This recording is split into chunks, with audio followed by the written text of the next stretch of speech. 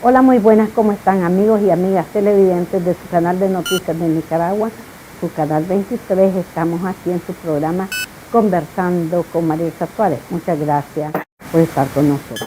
Bueno, y hoy vamos a estar hablando de los mitos y realidades de la alimentación de una persona diabética. Para eso tenemos a la nutricionista Araceli Serrano. Muchas gracias, Araceli, por estar aquí con nosotros. Muchas gracias por invitarme otra vez.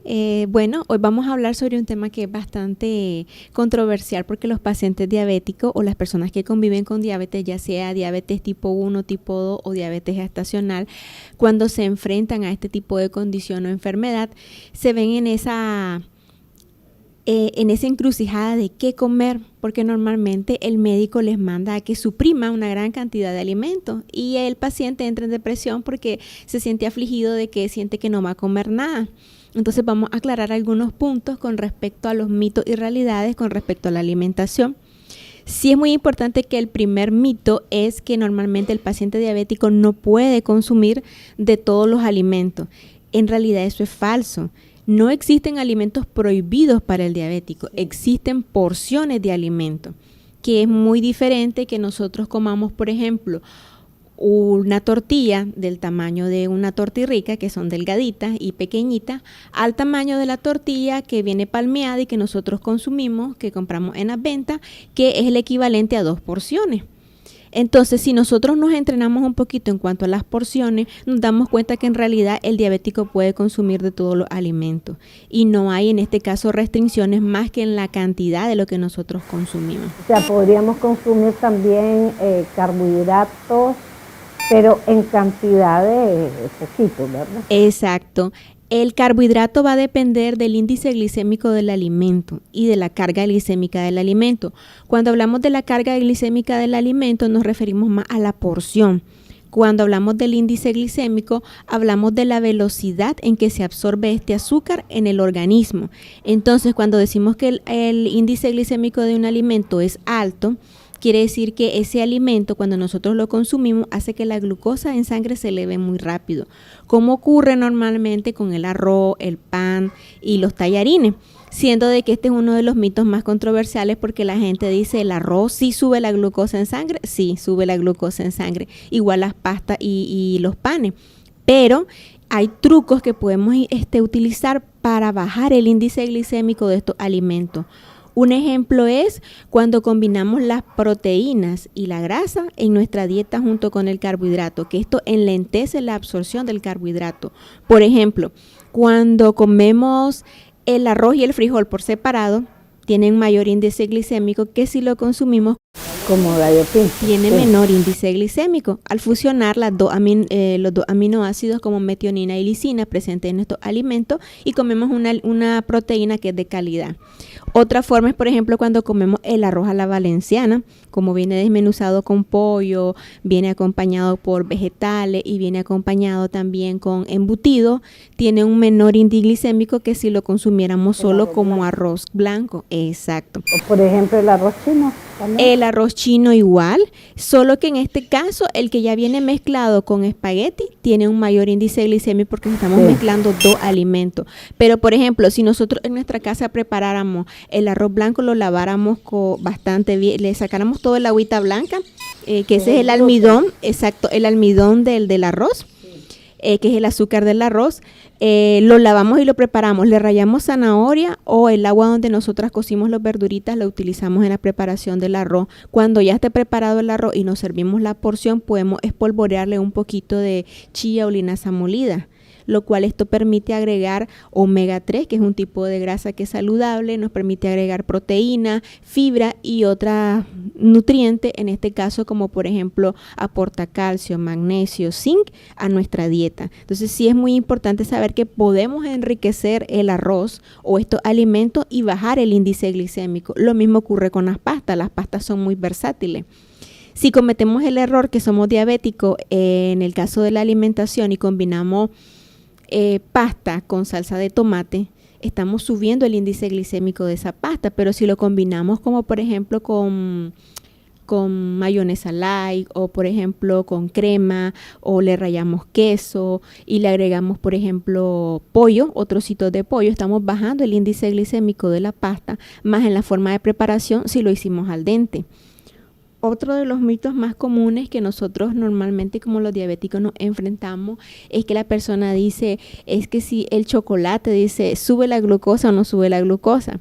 Hay pacientes que han preguntado esto porque han notado que en el momento de una hipoglicemia cuesta que la glucosa les suba cuando comen chocolate, y se refiere a la cantidad de proteína y grasa que está presente en el chocolate, hace que el índice glicémico del chocolate sea un poco más bajo. Entonces no es que no vaya a alterar nuestra glucosa en sangre, sino que demora un poco más en subir la glucosa. O sea que si nosotros medimos bien la porción del chocolate, perfectamente bien se puede consumir. Más o menos la glucosa con X alimento a las 2 horas ya está, ¿verdad? Exacto. Esa se divide en diferentes tipos de azúcares, pero cuando hablamos de la glucosa es la forma más simple de absorción del azúcar. Entonces, la célula está capacitada de absorber la glucosa directamente. Entonces, cuando nosotros lo consumimos en forma de sacarosa, como azúcar de mesa, se absorbe inmediatamente. En el caso del pan, sabemos que más del 60% del pan aporta carbohidrato, aporta en pequeñas cantidades proteína o grasa, y en este caso sí integral fibra, pero siempre aporta carbohidrato. Entonces nosotros lo podemos mejorar cuando agregamos, por ejemplo, un embutido, un huevo o sencillamente queso al pan, porque estamos aportando proteína y grasa que enlentece la absorción del carbohidrato. Entonces siempre es malo para el diabético consumir de golpe o solo los carbohidratos en solitario. Por ejemplo, es muy bueno acompañarlo de alimentos que sean ricos en proteína y alimentos que sean ricos en grasa. En este caso, pues procuremos de que la grasa sea de la saludable y no tanto de la grasa saturada. ¿Y cuál es la de la grasa saludable? Las grasas saludables, por ejemplo, las encontramos en los aguacates, el aceite de oliva, las nueces mixtas, las almendras, las encontramos en los pescados, en el atún, en el salmón. Lo encontramos también en la chilla, en la linaza, que son alimentos que los podemos encontrar en el supermercado en diferentes precios, y los podemos adaptar a diferentes tipos de menú, ya sea pero batido. Siempre en mitos y realidades para el diabético, creo que siempre es mejor mantenerlo asado o a la plancha. Asado, cocido o a la plancha, exacto. Sí, por ejemplo, muchas personas a veces creen de que cuando comen el alimento y por simple y sencillamente venir empanizado no les sube el carbohidrato. Sí sube la glucosa en sangre cuando comemos alimentos que están empanizados. O, por ejemplo, subimos el índice glicémico de los alimentos cuando tostamos el pan, cuando tostamos la tortilla, o cuando... Lo tostado es más exacto, cuando lo sometemos a demasiado tiempo a cocción. Por ejemplo, tiene menor índice glicémico la zanahoria rallada que cuando nosotros la comemos como zanahoria cocida. Tiene un mayor índice glicémico.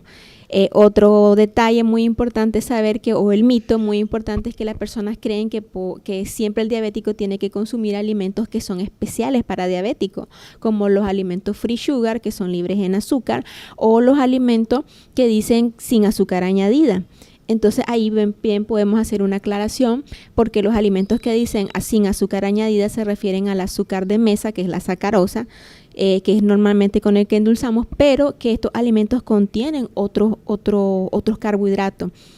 Vamos a poner un ejemplo sencillo que es muy bueno, por ejemplo, para las dietas. Las galletas Sanísimo no tienen azúcar añadida, en este caso no tienen sacarosa, pero que tienen harinas, que es con el que prepara la galleta. Entonces sabemos de que en algún momento sí va a elevar la glucosa en sangre, pero va a ser en menor velocidad que si lo consumiéramos como una galleta normal. Hablábamos de que el banano, el mango son frutas que elevan mucho los niveles de azúcar. Exacto. En este caso, la porción y el tipo de fruta es muy importante, porque ese es un mito.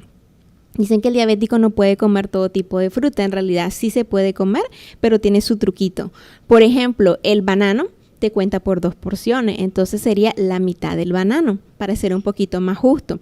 Hay un tipo de manzana roja que es más dulce que las otras. También tenemos, por ejemplo, la diferencia entre la piña nacional y la piña golden. Es más dulce la piña golden que la nacional. ¿Y cuál es la mejor? La mejor en este caso es la criolla, que es la nacional, porque vendría siendo una taza, una porción, mientras que la de la piña golden vendría siendo media taza. Lo mismo ocurre con la sandía. La sandía que viene de color verde tierno, que viene sin rayar, es menos dulce que la que viene rayadita por fuera. ¿Y la papaya? La papaya ocurre lo mismo. La papaya hawaiana es mucho más dulce que la papaya nacional. Entonces, en este caso nos conviene un poquito la papaya nacional, que es un poquito más simplona y más ácida que los alimentos como, por ejemplo, extranjeros o importados, que son un poquito más dulces. Y en el caso del azúcar, doctor, está el azúcar negra, está el azúcar crema y el azúcar bien refinado.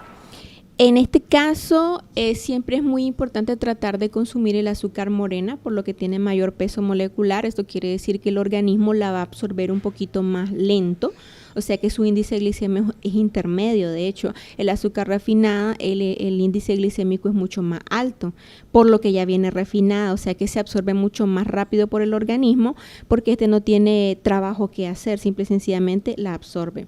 Sí es muy importante recalcar que hay alimentos que dicen que son free sugar o libre de azúcar, porque normalmente aportan menos de 7 gramos por porción, pero que si las comemos en grandes cantidades ya vamos sumando y ya va contando como carbohidrato. Entonces siempre es muy importante que el diabético se eduque en este tipo de patrones alimenticios o etiqueta, la lectura del etiquetado nutricional, para poder aclarar ciertos puntos.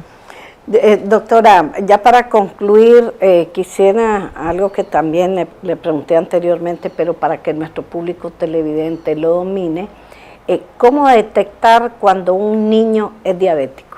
Ok, están las famosas 3P que tenemos, que son los signos, síntomas, que son la poliuria, la polifagia y la polidipsia. Cuando nosotros hablábamos de la poliuria, es de que el paciente va constantemente al baño. Entonces ese niño acaba de ir al baño y a los 30 minutos, 15 minutos está otra vez yendo al baño.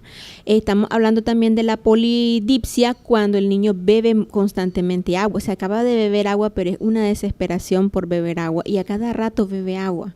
Está también la polifagia, que es cuando el paciente come alimentos, acaba de comer y siempre está buscando qué comer, pero observamos un pequeño detalle, que en vez de que este paciente suba de peso, empieza a bajar de peso.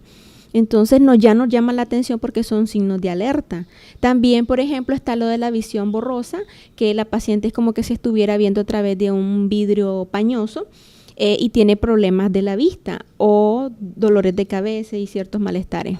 Sí, entonces así se puede detectar, es un síntoma para que la madre lleve inmediatamente, porque puede ser diabético uno. Puede ser diabético. Lo ideal es que hagan las pruebas de glucosa en ayunas para ir saliendo de dudas y viendo la tolerancia a la glucosa.